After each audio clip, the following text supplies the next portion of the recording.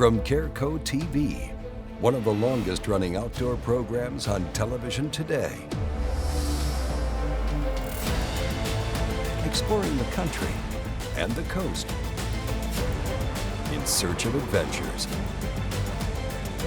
From the mountains of the Great Northwest to the shores of the Atlantic Ocean. This is Americana Outdoors, presented by Garmin. This week on Americana Outdoors, we're heading down to Trinity Oaks for the 7th annual Bucks for the Brave event, which honors the courageous men and women that have dedicated their lives to serving our country and protecting our freedoms. Bucks for the Brave gives one retired member from each branch of the military, as well as one nominee from EMS, fire, and law enforcement, an all-expense-paid opportunity to come down to Trinity Oaks Thumbtack Ranch for 4 days of fellowship, hunting and fishing, great food, and more. In the past, when we've covered this event, we've witnessed these veterans and first responders go through fundamentally life-changing experiences and form bonds with others who've endured the same circumstances throughout their time of service. Here's what one of the Trinity Oaks volunteers has to say about the impact this event can have on our veterans. So I've been with Trinity Oaks for a little over 5 years now, and I've worked in a lot of different parts of the organization. One of the coolest things about this organization is the wide range of lives that it touches and people in need that we serve. And that's how I learned about Bucks for the Brave. The first night starts with a qualification on the shooting range. Everybody gets settled into their cabins. We have special bunkhouses set up for them. Then we have fresh barbecue for them to eat, Texas-style barbecue, sauces on the side. We let the meat speak for itself.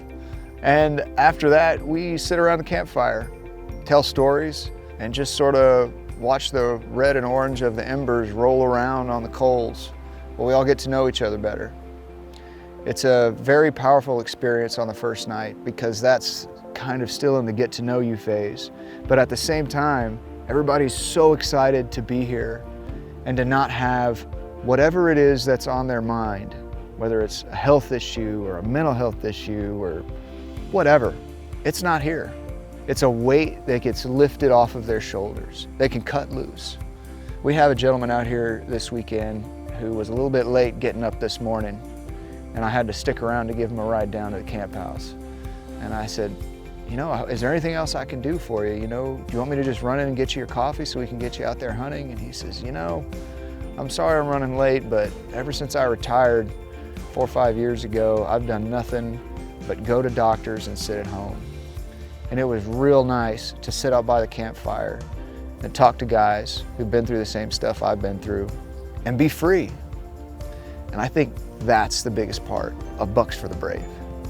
It's seeing those concerns and those burdens lifted and giving them a moment or a day or 4 days of freedom. It's the sunrise and the sunset. It's the animals all around you. It's the campfire, the good food, and the music. There's a lot of healing that goes on out here during Bucks for the Brave. And for that, we're eternally grateful to Record Rack, to Cargill, and to all of our sponsors. So we have a lot of veterans that work for Cargill, the parent company, and Record Rack being our deer feed. And so they get it, and our company gets it too. And we have a lot of leadership people that are from the military.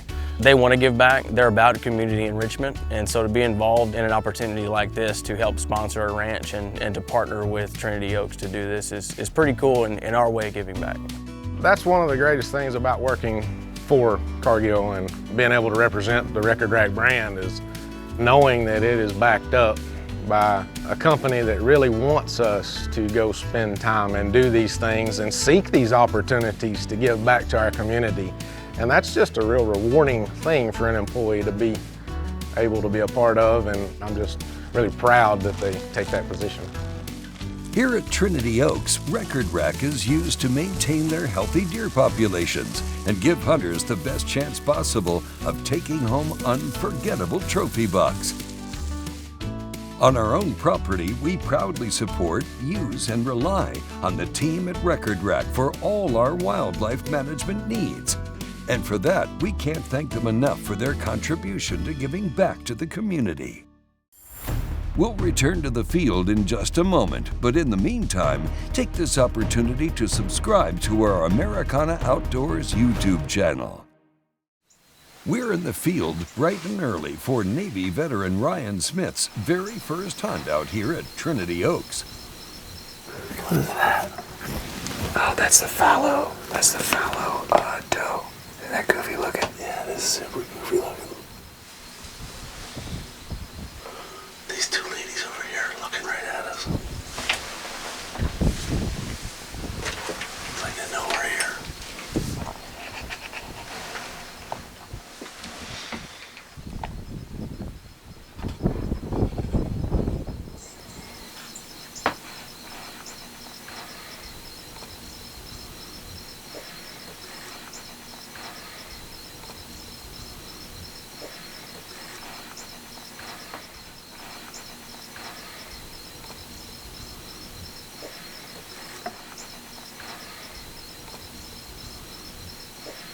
If you look out there, you can see the two caracaras. Yeah, I can see them right here. Yeah, top of that tree. Yeah. Take a look at them. That's cool.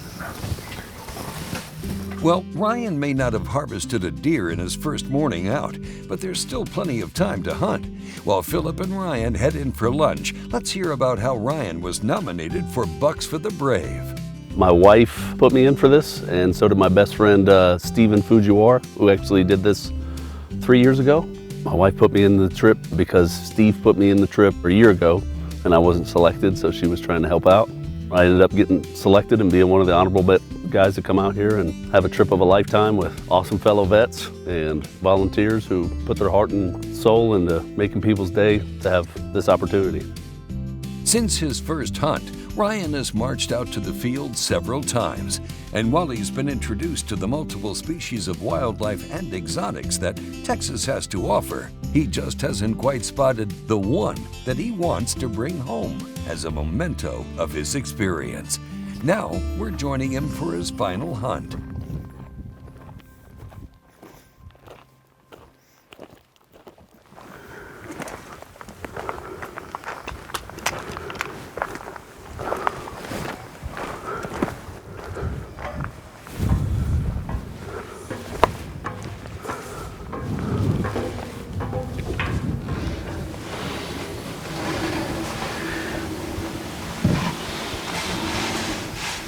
So what you got here is a very short shot out of your whitewood side. That's about 75, 80 yards. That is why the corn, the record rat golden nugget, and the alfalfa are beyond it, because we don't want them coming any closer than that. If they're closer, every little bit of movement from you hanging the gun out the window or moving or shifting, they're going to catch that. There's a bunch of alfalfa down at the bottom of that draw, as well as the golden nuggets. You come up in line, like between the protein feeder and the corn. There's more alfalfa, more corn, and more golden nuggets. So that's why you see these deer lined out roughly at the same distance. I'm trying to do the same thing we did this whole time. We just put them exactly where you're gonna have a clean shot on them. Oh my gosh, that thing's a beast. On the left. Yeah. How many is he? That's a 12, but barely. He's got a crab claw on one side, and then he's got a short one on the left.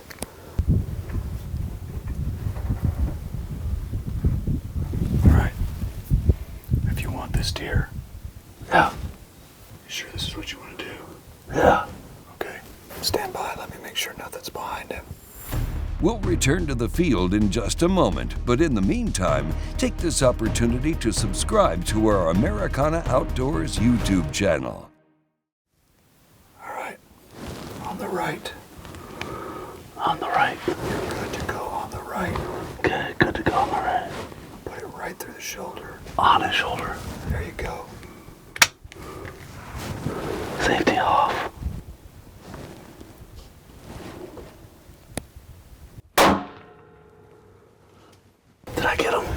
you got it. Nice. Guys, talk through that. Tell me what just happened. Talk through that. So we had like 4 or 5 10-point bucks coming out from all different angles, and then he came out from the left out of nowhere. And you could just tell by the size of his rack, he was huge, and how wide it was. And then he confirmed that it was a 12-pointer. I guess we'll go find out and see. Oh, look at that. Where is he? You see him already? You gotta find him. You want me to track him for you? No. I gotta do all this?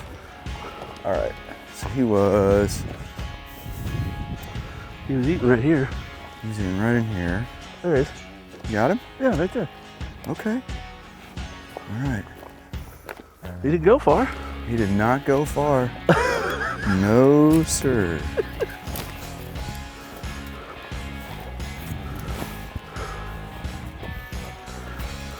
Look at the blood everywhere. What a freaking beast. Oh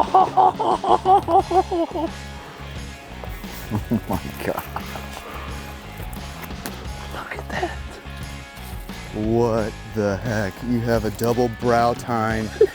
Do you see that? Yeah.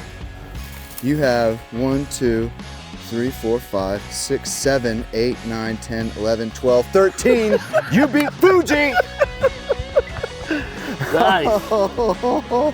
That is a big boy. He's a beaut. Congratulations, Ryan. We hope this monster 13-pointer will serve as a wonderful memory of your time here at Bucks for the Brave. As we wrap up our time at the 2022 Bucks for the Brave event, let's hear from our veterans about their thoughts on this life-changing program. The place is just phenomenal. What they do for us is beyond overwhelming. The number of gifts that they bestow upon us, and the appreciation that they show to us for our service.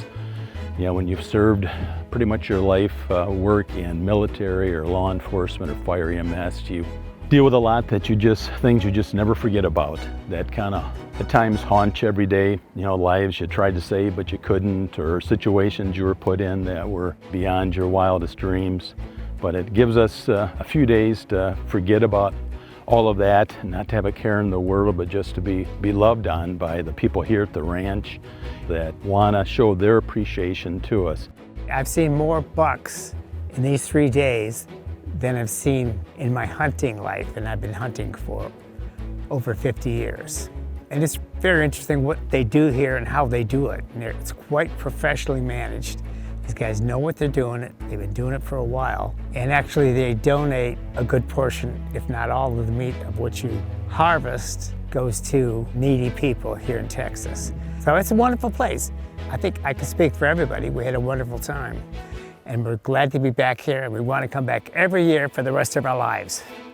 In closing, we'd like to thank Cargill, Trinity Oaks, Sportsman's Choice, Record Rack, and all the other sponsors for hosting this once-in-a-lifetime event. Sign-ups for the 2023 Bucks for the Brave event are now open, and for the first time ever, 4 women from each of the 8 categories will also be selected to participate in a women's hunt.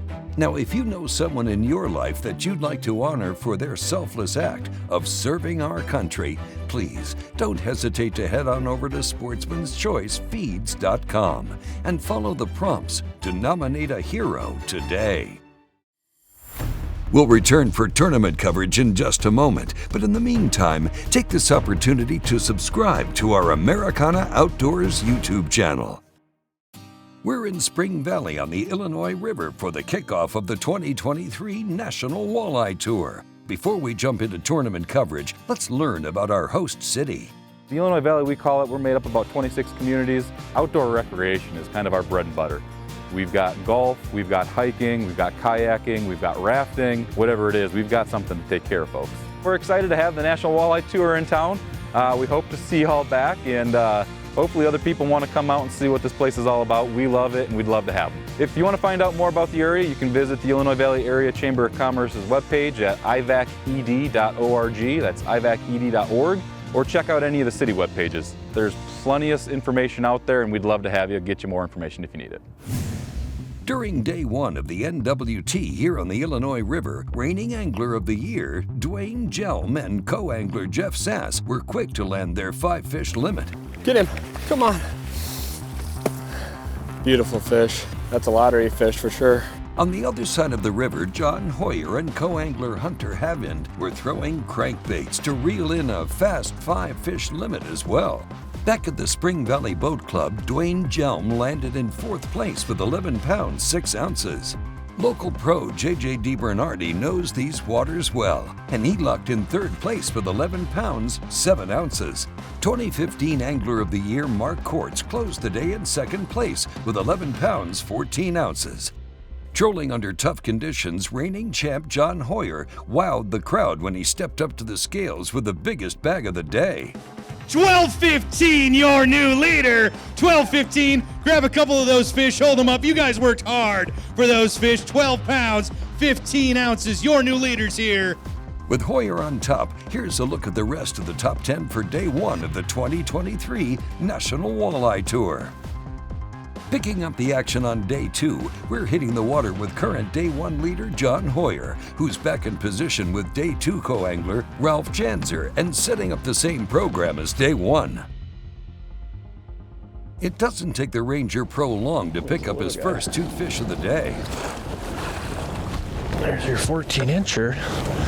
With a 1-pound advantage, Hoyer knows that a limit of 14-inch saugers won't be enough. He'll need that kicker walleye to fill out his bag and give him a shot at winning. Trolling crankbaits has been one of the key programs this week, but it's those micro adjustments in presentation that can separate you from the field. 16 and a half, 17-incher. Fish number 3, 17 inches. We've got 3 right at 17, 1 female.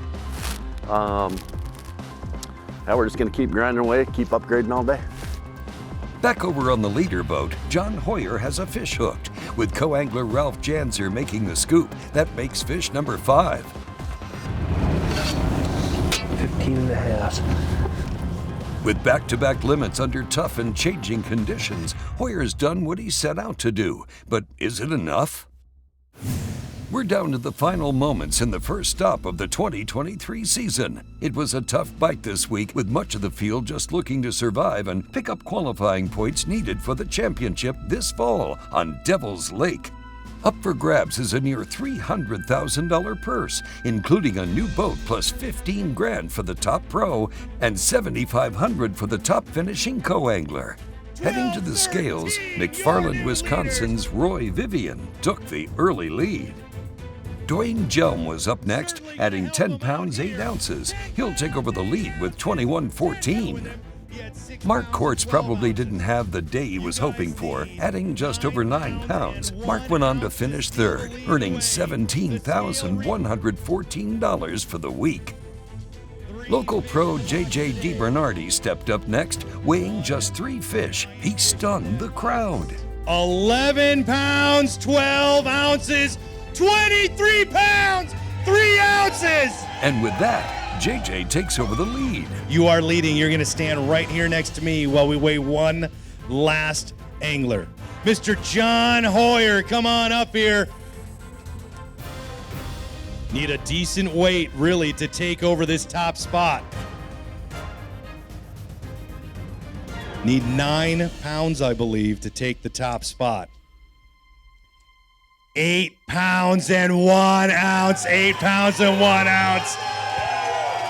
JJ, you just won $15,000 and a brand new Nitro CV20 with a Mercury Pro XS. You're a champion. Pick up that trophy. Jason, congratulations, $7,500. Grab that trophy, hold them up high, step outside, hold them high for everybody to see. Your winners here in Spring Valley for the National Walleye Tour, presented by Progressive. Congratulations, JJ. Great show on the water today. With his first win on the tour, JJ picks up more than $84,000, including the $500 Garmin tournament reward. On the co-angler side, Jason Bublitz pockets $9,100 and the trophy for his first win. That's a wrap for the first leg of the 2023 National Walleye Tour. For more tournament information and registration, visit nationalwalletetour.com. Hey, thank you for watching, and join us next week on a new episode of Americana Outdoors. Americana Outdoors is a Careco TV production.